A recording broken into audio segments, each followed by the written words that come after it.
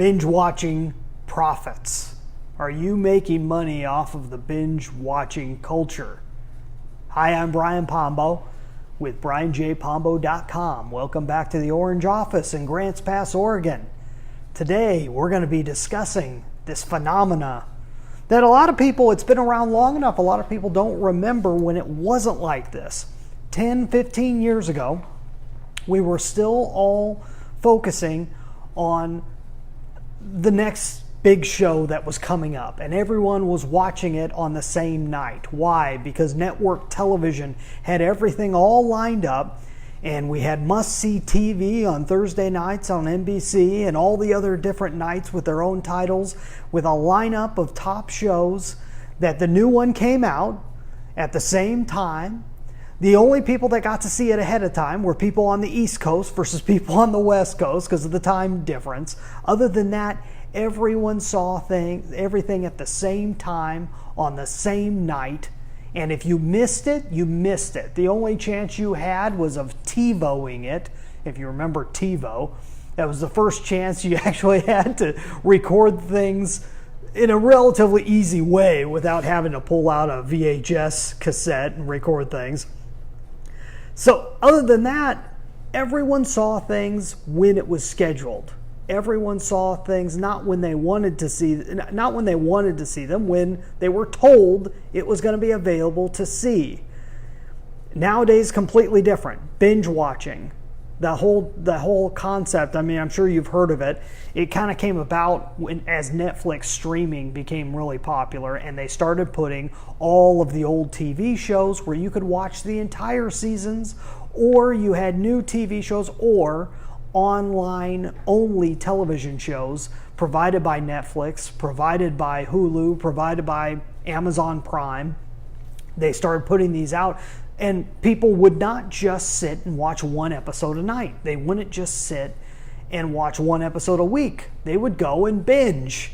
They'd watch multiple episodes a night. They'd watch it for days on end, the exact same television show. They'd watch it all at once in a great big chunk.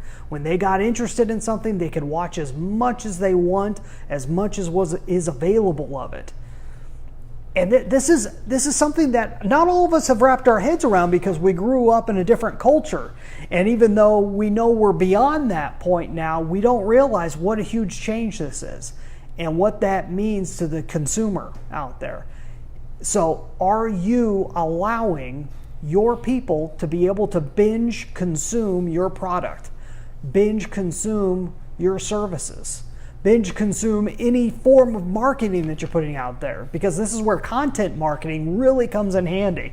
So YouTube is one of those places that you can see this happening on a regular basis. I can name two examples off the top of my head. One, what I mentioned yesterday, Adam the Woo.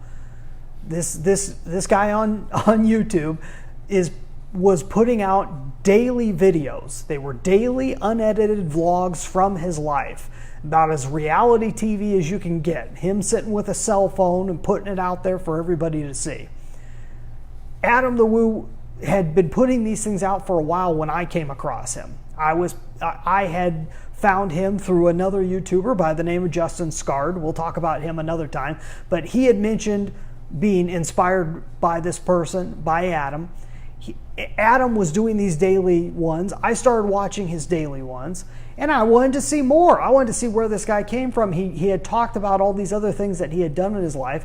I went back and watched every single Daily Woo, which is what he calls them. I watched every episode of the Daily Woos, going all the way back from years on. I think there was at least a couple years at that point that he had been doing it. I went back and watched all of them because I was obsessed. I was interested. I binge watched the whole thing.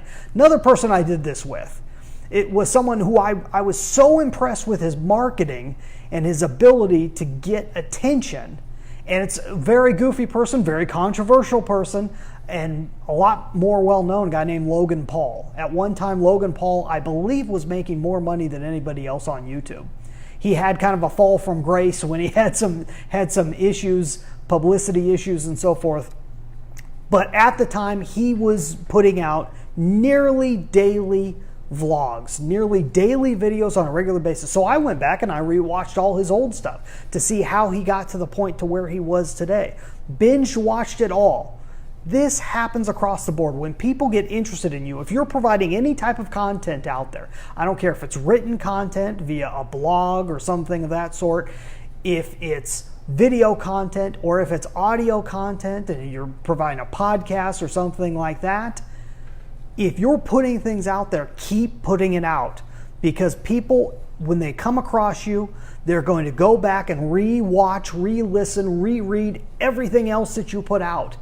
When I come across a really good author, someone that really speaks to me, I'll go back, I'll read all their other books. It's not a new phenomena, binge watching. It's just a phenomena that's new to watching. But this is a media sensation that always occurs. It's just now we can access things so much quicker, so much regularly, on demand, when we want it.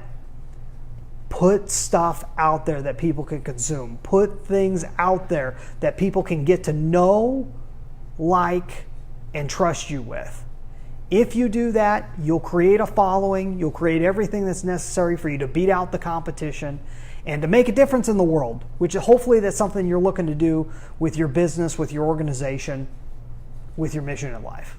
So tomorrow, we're going to be talking about something completely different, yet tied to it all at the same time. I'm going to leave it completely blank for you. We'll get into that tomorrow. So get out there, let the magic happen, and you have a great night.